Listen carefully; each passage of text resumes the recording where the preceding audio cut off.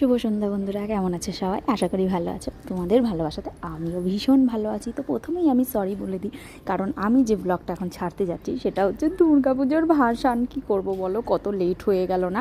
মানে দুর্গাপুজো, লক্ষ্মী পুজো সব কিছু চলে গেল, কিন্তু আমি এখনও দুর্গাপুজোর ব্লগটা দিয়ে যাচ্ছি। তো দুর্গাপুজোর এটাই হয়তো আমার শেষ ব্লগ হবে।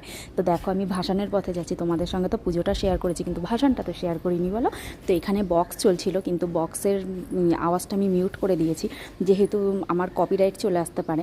তো চলো, আমরা চলে যাচ্ছি এখন ভাসানের পথে। এখানে আকাশের ভিউটা জাস্ট দেখো, এত ভালো লাগছিল, মানে মেঘ করেছিল আর আকাশের ভিউটা এত ভালো লাগছিল, ভাবলাম তোমাদের সঙ্গে শেয়ার করি। তো ফাইনালি আমরা গাড়ি থেকে নেমে এইবার ডান্স করব, তারপরে ভাসান মাকে